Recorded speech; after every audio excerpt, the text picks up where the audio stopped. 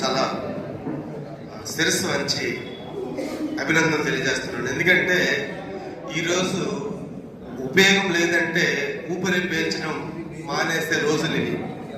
ఈరోజు ఆ ఊపిరికే విఘాతం అనేది కలిగింది. ఈ పెదగంట్యాడ అదాని కాలుష్యపోతం అనేది. అందువలన ఇప్పటికైనా సరే మనం గాజువాక పురప్రజలు అనే మనం మేల్కోకపోతే భవిష్యత్తులో అనేకమైనటువంటి సమస్యలకి ఎదుర్కోవాల్సి వస్తుంది.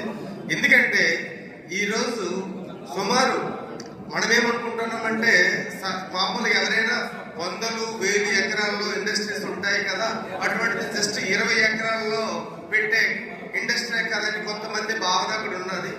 కానీ ఈరోజు మనం ఇప్పటికే గాజువాక అనేది ఒక అగ్ని కుంపటి మధ్యలో ఉన్నాం.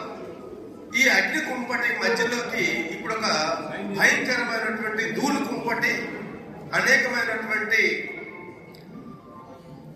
వ్యాధులకి, అదే ఇప్పుడు డాక్టర్ గారు చెప్పారు, అనేకమైన అంటే సాధారణమైనటువంటి బాల్య దశ నుంచి వృద్ధాప్య దశ వరకు ఏ ఏ వ్యాధులకి ఎఫెక్ట్ అవడానికి అవకాశం ఉన్నదో అన్ని వ్యాధులు కూడా ఈ తాలూకా సిమెంట్ లో ఉన్నటువంటి జిప్సం, అందులో ఉన్నటువంటి కంకర కావచ్చు, లేదంటే అందులో ఉన్నటువంటి యాష్ కావచ్చు, లేదంటే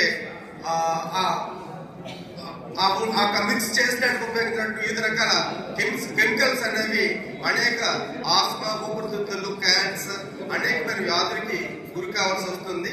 అందువల్ల దయచేసి ఈ రోజు మేము జన విజ్ఞాన వేదిక పర్యావరణ విభాగంగా ఇప్పటికే దీని మీద ప్రత్యేకమైనటువంటి కార్యాచరణ అనేది జన విజ్ఞాన వేదిక తరఫున ఏర్పాటు చేయడం జరిగింది.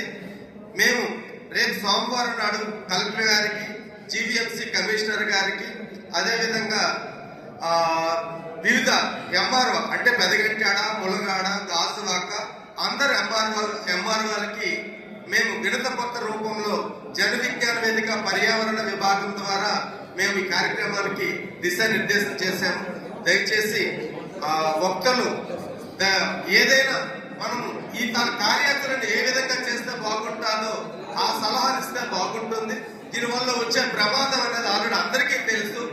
ఇది ఒక అర్థం చేసుకుంటారని కోరుతున్నాను. థ్యాంక్ యూ స్వామి గారు.